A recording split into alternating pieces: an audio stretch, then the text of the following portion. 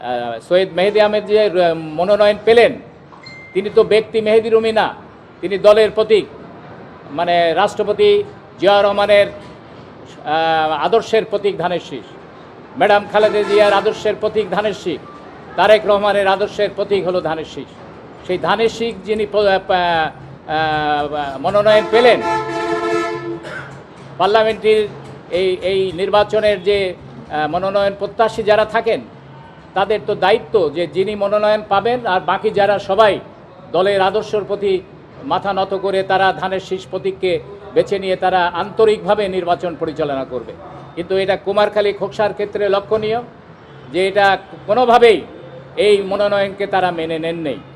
তারা তাদের সাথে মেহেদী রুমি সাহেব মনোনয়ন পাওয়ার সাথে সাথেই টেলিফোনে সবার সাথে তিনি যোগাযোগ করেছেন এবং পরবর্তী পর্যায়ে আমাদেরকে সাথে করে নিয়ে ফিজিক্যালি তিনি আনসার পরমাণিকের বাসায় গিয়েছেন, তিনি তারপরে শেখ সাদী সাহেবের বাসায় গিয়েছেন এবং আলাউদ্দিন খানের বাসায় গিয়েছেন, আলাউদ্দিন খানের অফিসে গিয়েছেন। সব জায়গাতেই আমরা ফিজিক্যালি সেখানে উপস্থিত ছিলাম। সেখানে তাদেরকে দলের বৃহত্তর স্বার্থে, দলের এই ধানের শীষ প্রতীককে সমুন্নত রাখার স্বার্থে জাতীয় নির্বাচনের সবাইকে ধানের শীষ প্রতীকের ভোট দেওয়ার আহ্বান রেখে এবং একাত্মতা ঘোষণা করে তাদের সাথে কাজ করার, প্রার্থীর পক্ষে কাজ করার আহ্বান তিনি জানিয়েছেন এবং আনসার পরমাণিকের বাসায় তিনি আরও অনেকবার গিয়েছেন।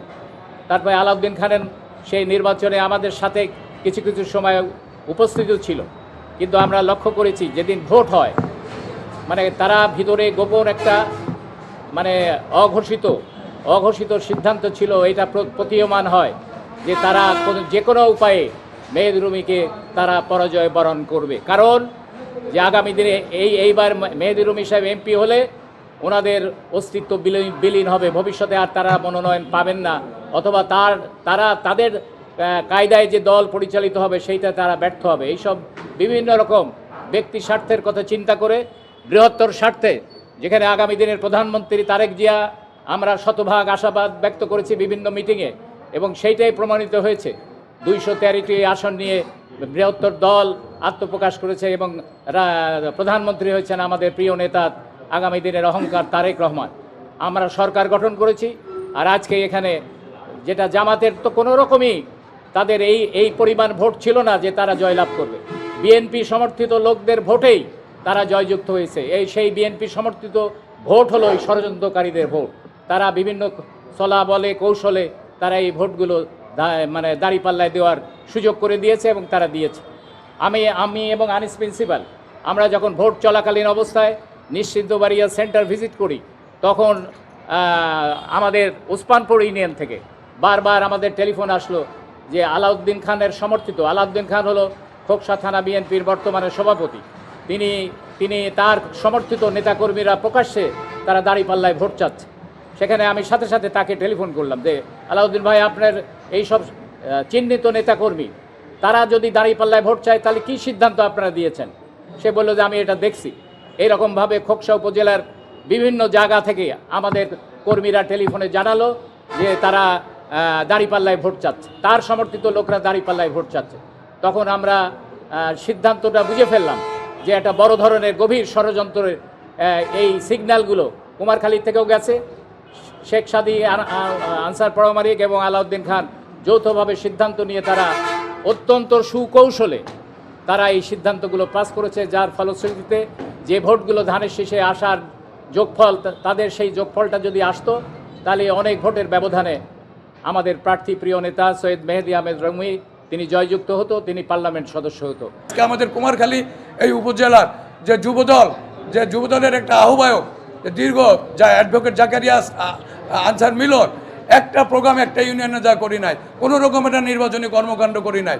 তারা একটা লং টার্ম প্ল্যান নিয়ে শেখ সাদী, আজকে আনসার পরমাণিক, খোকসার আলাউদ্দিন সাহেব, লুৎফর সাহেব এবং এই যুবদল সহ এবং টাকা সহ তারা ভোটের ওই 11 তারিখ, আমাদের 10 তারিখেও আমরা অনেক ভোটের জিতছিল, তারা 10-11তে কিছু গরিব মানুষের ভোট তারা বিভিন্নভাবে তারা এগুলো পার্শ্ব করে এবং এটা রিপোর্ট আমাদের আছে। এবং রাত 2টা পর্যন্ত তারা 2জন ক্যান্ডিডেট টেলিফোনের মাধ্যমে বিভিন্ন জায়গায় তারা দাঁড়িপাল্লার প্রচারণা চালায়। এইভাবে করে যে তারা বলে যে তোমরা যদি মেহেদী রুমিকে না হারাও তাহলে পরে তোমরা যে ইউনিয়নের প্রেসিডেন্ট সেক্রেটারি আছো, আমরা যে আত্মীয়তার কারণে বানাইছি, আমরা যে একটা ষড়যন্ত্র করে তোমাদের বানাইছি, এই পথ কিন্তু আমরা রাখতে পারবো না।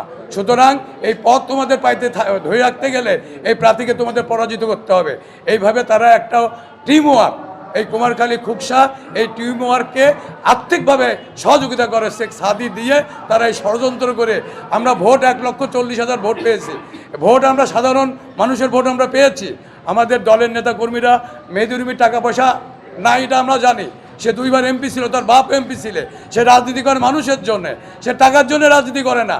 যার জন্যই এই দলের ত্যাগী নেতা কর্মীরাই তার ছিল অ্যাসেট, তারাই তার যার জায়গা থেকে আজকে আমরা যেখানে সাংবাদিক সম্মেলন করছি, এটাও আপনারা জানেন এই অফিসটাও মেহেদী রুমিকে গিফট করা হয় আজ থেকে 6 মাস আগে নির্বাচন করার জন্য।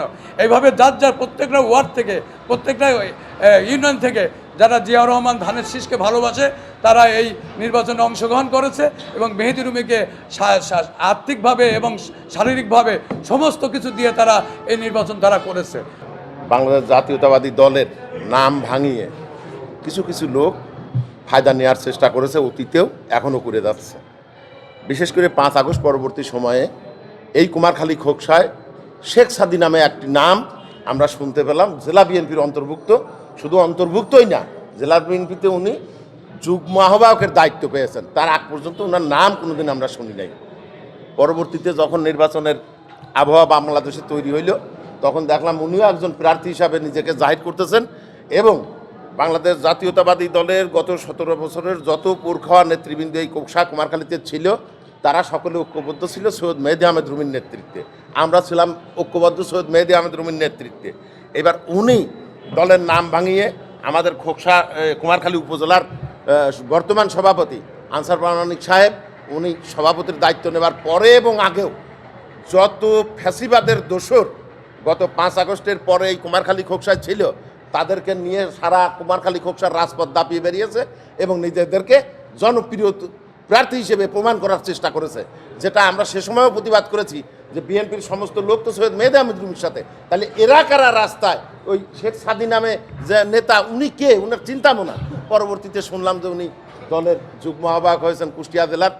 সর্বোপরি এসে উনি প্রার্থিতা ঘোষণা দিলেন। প্রার্থিতা ঘোষণা দিয়ে আওয়ামী লীগের দোসরদের নিয়ে 17 বছর যারা আমাদের উপর নির্যাতন নিষ্পেষণ চালিয়েছে তাদেরকে সাথে নিয়ে এই কুমারখালীতে মিটিং করেছেন, ওই খোকসাতে মিটিং করেছেন, অনেক জায়গায় অনেক কিছু করেছেন। সারা খোকসা কুমারখালীর মানুষ সেটা জানে। পরবর্তীতে নমিনেশনে আমাদের নেতা তারেক রহমান সৈয়দ মেহেদী আহমেদ রুমিকে ফাইনালি নমিনেশন দিলেন। নেতারা বলেছেন আমি ব্যাপক আলোচনায় যাব না, ফাইনালি নমিনেশন দিলেন। এবার নমিনেশন দেওয়ার পরে আমরা দেখতে পেলাম নমিনেশনের একটা প্রক্রিয়া থাকে ফাইনাল ভোটের আগ পর্যন্ত। আপনারা জানেন মনোনয়নপত্র জমা দেওয়া, মনোনয়নপত্র বাছাই হওয়া, মনোনয়নপত্র প্রত্যাহার হওয়া, তারপরে যারা টিকে যাবে তাদের প্রতীক বরাদ্দ দেওয়া। এই সময়কালে আমি আমাদের এই সমস্ত প্রতিদ্বন্দ্বী যে সমস্ত প্রার্থীরা প্রতিদ্বন্দ্বী সেজে বিএনপিকে কলঙ্কিত করার অপচেষ্টা আগাগোড়া করে যাচ্ছে, তাদের মুখ দিয়ে যেমন আনসার প্রামাণিক সাহেব, তারপরে আমার শেখ সাদি সাহেব এবং তাদের দোসর যারা এই উপজেলায় আছে, এই লুৎফর চেয়ারম্যান, এই কুমারখালী উপজেলার সাধারণ সম্পাদক, খোকসা উপজেলার সভাপতি আলাউদ্দিন খান সমর্থিত কিছু লেসপেন্সার আছে খোকসায়, তারা জীবনে কোনোদিন রাজনীতি করে নাই। যুব দলের সভাপতি একজন, যুব দলের আহ্বায়ক একজন। এদেরকে নিয়ে এরা বক্তব্য বিবৃতি দিতে থাকলেন যে সৈয়দ মেহেদী আহমেদ রুমির এই নমিনেশন সঠিক না, এই নমিনেশন দেন। আপনারা তাদের বক্তব্য বিবৃতি বাইর করেন, 2 মাস আগের বক্তব্য বিবৃতিতে যান, আপনারা পাবেন। তারপরে ওনারা বললেন যে দেখি করা পর্যন্ত, প্রত্যাহার করা পর্যন্ত নমিনেশন চেঞ্জ হবে, চেঞ্জ হয়ে মেহেদী রুমিকে রাখবে না, ওনাদের আকাঙ্ক্ষিত প্রার্থীকে দেবে। এইবার যখন চেঞ্জ হলো না, আপনার সেই সময় পেরিয়ে গেল, তখন আসলো যে প্রতীক বরাদ্দের সময়